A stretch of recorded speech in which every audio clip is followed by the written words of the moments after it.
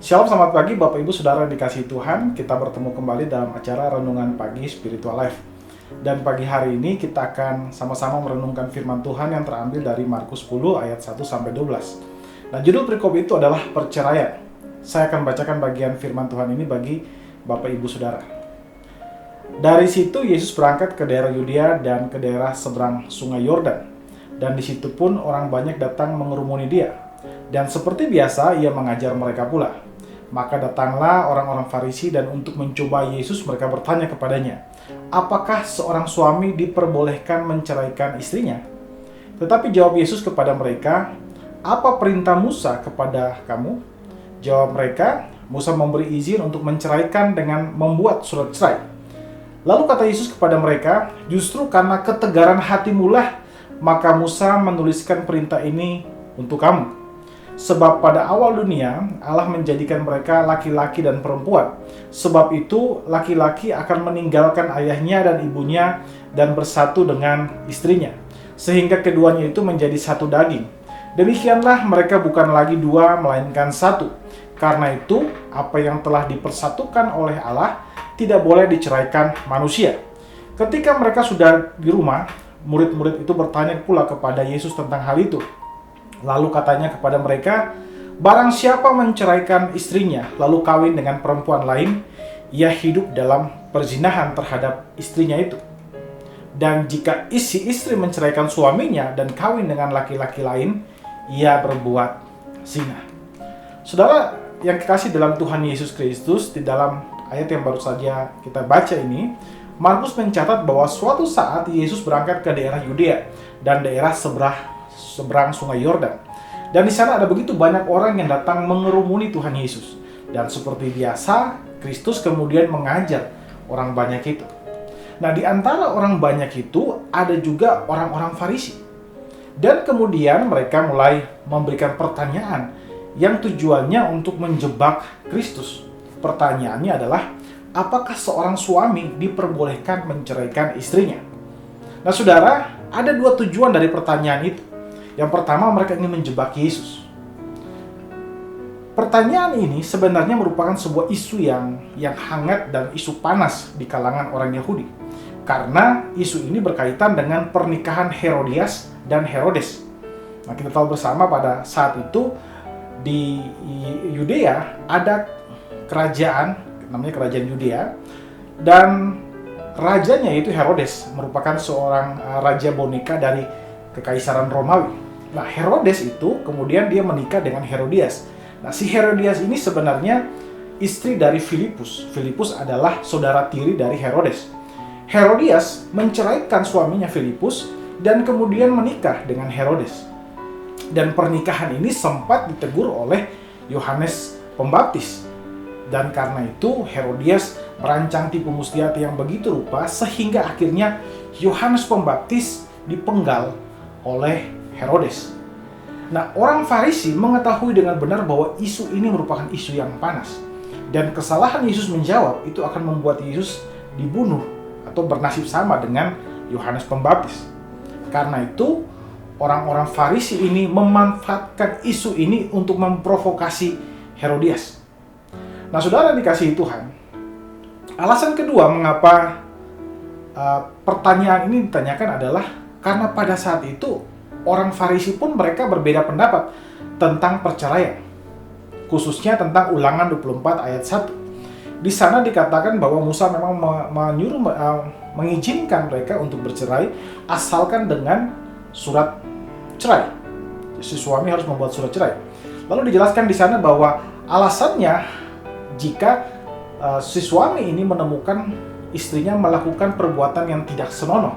Nah, kata tidak senonoh ini kemudian mengundang perdebatan di antara orang Farisi. Ada dua pandangan secara besarnya di antara orang Farisi. Pandangan pertama berasal dari kelompok yang disebut dengan kelompok Hilal, yang berasal dari sekolah Rabi yang namanya Bet Hilal. Nah, mereka berpendapat bahwa tidak senonoh berarti semua hal yang berkaitan dengan apapun juga. Jadi misalnya kalau si suami menemukan istrinya berbuat zina, mereka bisa menceraikan. Dan jika si suami juga menemukan istrinya mungkin masaknya kurang begitu enak atau melakukan kesalahan-kesalahan yang di luar zina, mereka pun bisa menceraikan itu.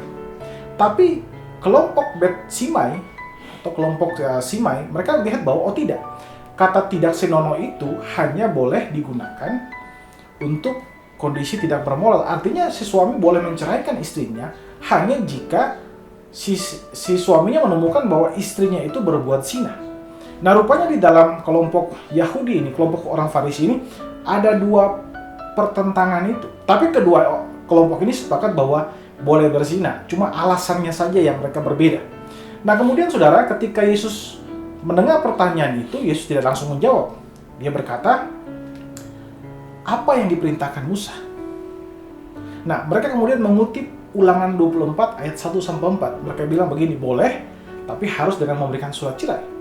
Jadi Musa mengizinkan mereka bercerai, tapi harus memberikan surat cerai sehingga pasangannya yang bercerai itu, khususnya istrinya, boleh menikah lagi.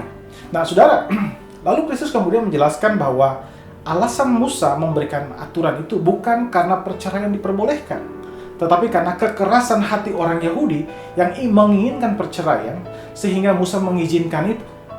Nah, saudara, Yesus kemudian menjelaskan bahwa namun pada dasarnya Allah tidak menyetujui perceraian. Nah, saudara, kalau kita melihat dari jawaban Tuhan Yesus ini, kita menemukan ada sebuah prinsip yang penting untuk bisa kita sadari bersama-sama.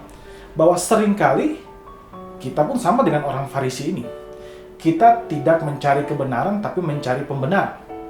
Nah, mungkin ada begitu banyak orang Israel pada saat itu yang kemudian bercerai karena mereka merujuk kepada ayat ini, bukan kepada prinsip yang ingin dibangun oleh Alkitab tentang pernikahan, bahwa pernikahan itu tidak boleh ada perceraian.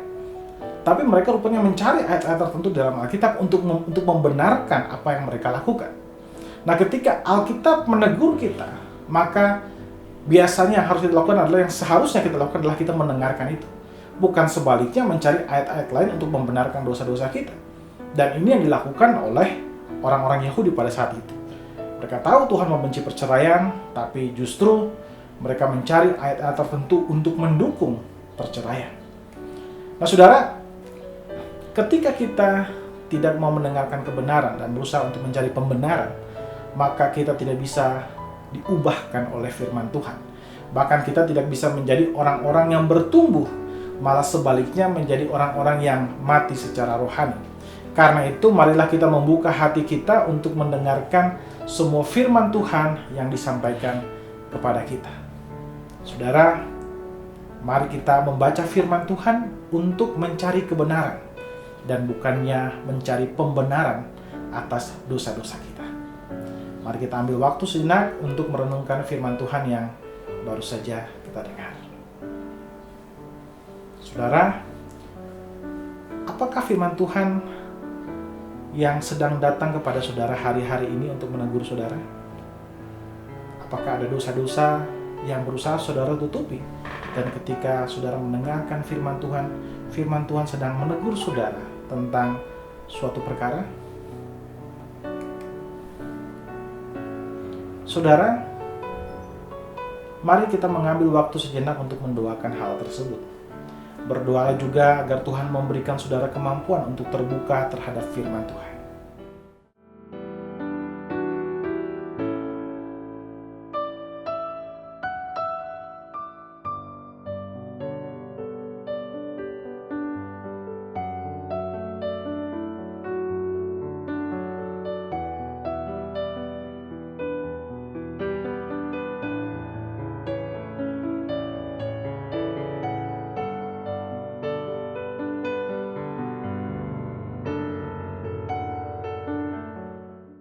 Saudara, percayalah bahwa Tuhan sudah memberikan saudara kemampuan untuk terbuka terhadap firman Tuhan dan melakukan firman itu dengan segenap hati saudara.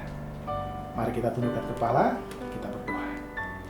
Ya Tuhan Allah Bapa kami bersyukur buat firman Tuhan yang hari ini datang kepada kami untuk membantu kami melihat kehidupan kami Tuhan. Terima kasih jika hari ini Engkau mengajarkan kami untuk belajar mencari kebenaran dari firman Tuhan, membuka hati selebar-lebarnya untuk hati kami dibentuk oleh firman-Mu Tuhan.